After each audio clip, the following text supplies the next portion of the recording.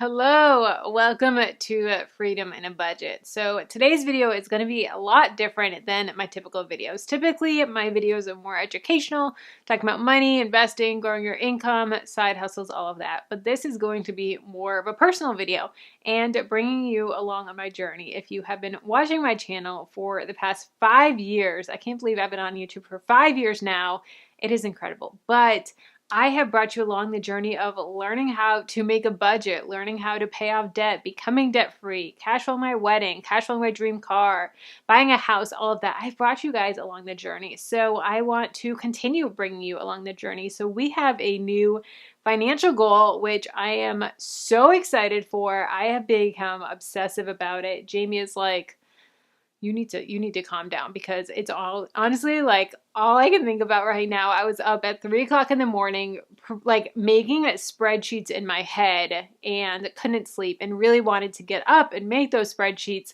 But I knew that if I did, I wouldn't go to sleep at all. So I was up planning them in my head for like 2 hours, then finally fell asleep at like 6 o'clock this morning, a little bit before the alarm went off. But guys, I'm so excited. So without further ado, the next financial goal that we have is buying another home, which is crazy. So if you have been following our journey, we bought this house in 2019 and now we are going to buy another property, which I'm still like, man, this is going to be a personal video. This is going to be like behind the scenes of my life and everything. So if this is not your type of video, I will have a card up here in the iCard for you to watch. It'll be something more educational on how to increase your income and the importance of multiple streams of income. So if you want educational, then click this iCard.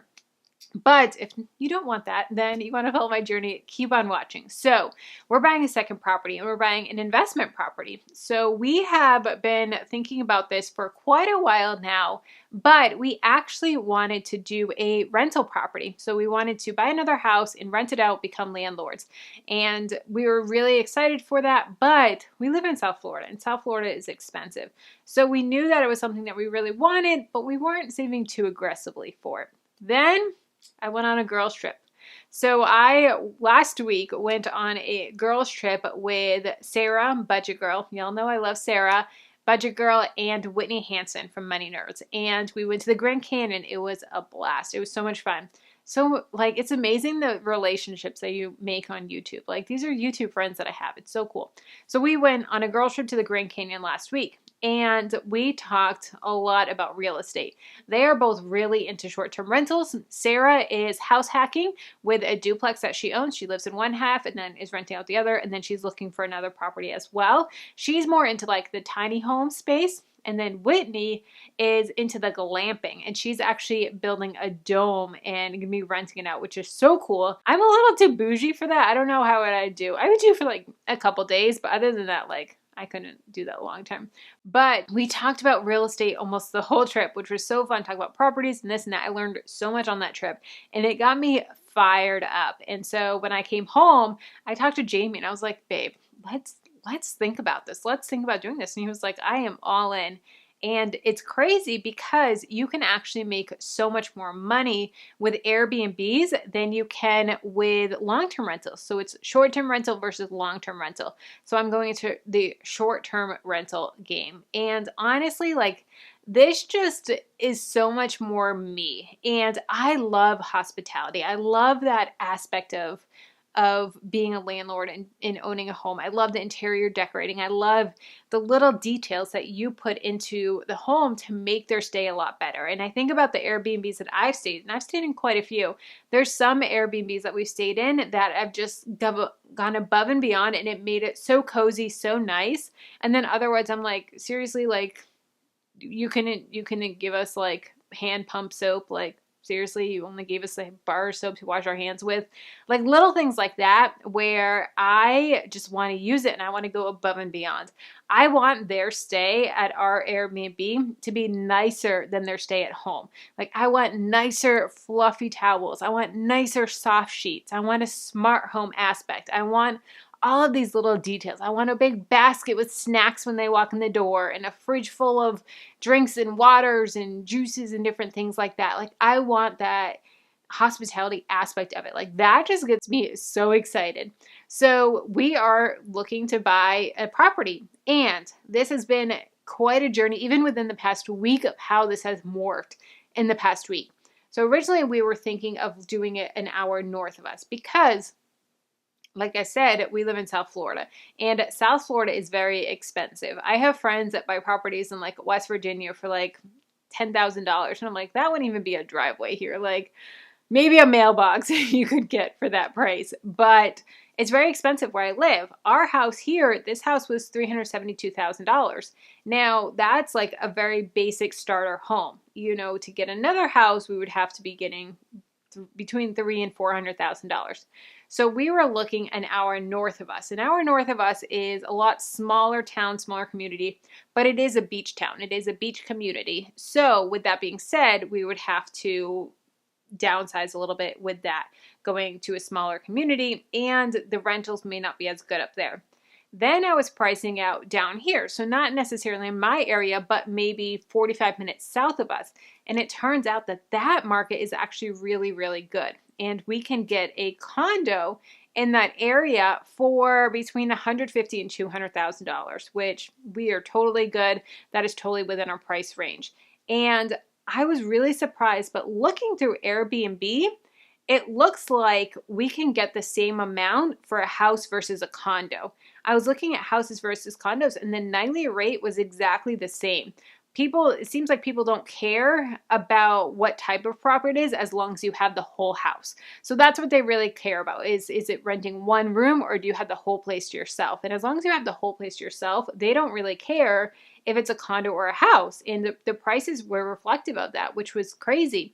So they care more about the other amenities. Like, do you have a pool? Do you have by the water? How close is it to the beach? All of those things. So the towns that we're looking at, they are beachy towns, which is cool. They're close to the beach. Within, I would say the max that we're looking is like 3 to 5 miles from the beach. So super close to the beach still, gives you that beach vibe. And so we're looking at condos right now in the $150,000 to $200,000 range. Now, a couple things. Numbers. Obviously, we have to talk to numbers. You can get a second home, second property for about 10% down, but an investment property is 25% down. And I talked to my mortgage broker about this, and I was frank with him. I was like, because we're actually looking to refinance our home as well, this home, and then buy this condo all at the same time, or within like a month or so. So I said, look, we're looking to refinance. We're looking to get another property. What is it going to look like? And he said, honestly, because the second home is within 50 miles of you, and you're going from beach town to beach town, they're going to know that this is for rentals. If you were going like Central Florida to a beach town, or where you are now to like a lake house or something like that, then they could say, okay, this is probably a second home, a vacation home for them. But if it's within the 50 miles, if they're both beach towns, they're going to know that it's going to be for short-term rentals or rental unit or investment property. They're going to guarantee the full 25% down. And the reason for that is because, say the economy happens, it's more of a risk. So say we lose our job, say there's a big market crash, something like that, then they're going to know that if you can't pay your mortgage, you're going to pay your mortgage where you live. That's going to be the first place that you're going to cut, is the rental property. So that's their reasoning for needing 25% down, which I didn't really understand it. So the way that he explained it, I was like, okay, that makes sense. So numbers, let's talk numbers. Let's say this is high end. High end, we would need 25% down. So let's say that the condo we're looking at is top of our budget, $200,000. So we're going to need $50,000 down. Then we're going to need closing costs, which is 4%. So that is about $8,000. Then we're going to need money for furnishing the house. We have to furnish from nothing. It's going to have no furniture at all, which means we need couches, beds, nightstands, pots and pans, like everything that you would ever need in the house, and minor upgrades. So say we have to rip out carpet and put in hardwood floor, we have to take out some cabinets, all of that. We're estimating about $17,000 for that budget. So all in is going to be about $75,000, which is a lot. So we are aggressively saving. We do have some saved already that we're going to be using, and we may actually take out some of our cash in our refinance. We're running the numbers on that to see if it's going to be worth it or not in the refinance, but we may be pulling out some money from that, just full transparency. And we're excited. So it is a big, big investment for us, but it's crazy to think that we're buying a second property, and this is so cool. Like, I am so beyond excited for this.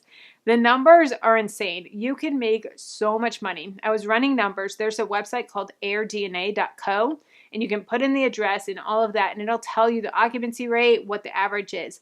And right now it's saying that the average is $3,000 cash flow a month, with, I think it was 200 something dollars a night, and then 66% occupancy.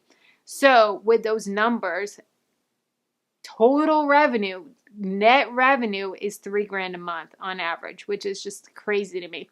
So exciting. And that's what's going on with this. So that is our next big financial goal. So that is what's going on with this. I want to know from you guys, what is your opinion on house versus condo? What are your thoughts as a person that would stay in an Airbnb? Would you mind a condo? Would you be more likely to rent a house? Would you be paying the same amount? What are your thoughts on the house versus condo? From an economic standpoint, obviously a condo is going to be a lot cheaper. It's cheaper to get in. We don't have to worry about roof. We don't have to worry about lawn care. There's a lot of things like that. Utilities will be cheaper, but it doesn't appreciate like a house would. So there is those pros and cons of house versus condo that we're looking at everything. But I really want to hear from you guys. What do you think? What would you prefer to stay in? Do you have an Airbnb? Is there anything that you have stayed in an Airbnb that was like a game changer for you, that you loved? Or was there things that really turned you off from the Airbnb? Let me know, and let me know all of the tips, all the things that you can think of, any suggestions. I want to hear them. I am all about just talking about it and brainstorming, and I am just so excited. So let me know what you guys think down below in the comments. Let's keep the conversation going. If you want to know how we're able to afford this and how we are able to have multiple streams of income, and after this, we're going to be adding on new streams of income, check out this video here. And if you're getting into investing and wanting to know what stocks that we bought during the market crash, check out this video here.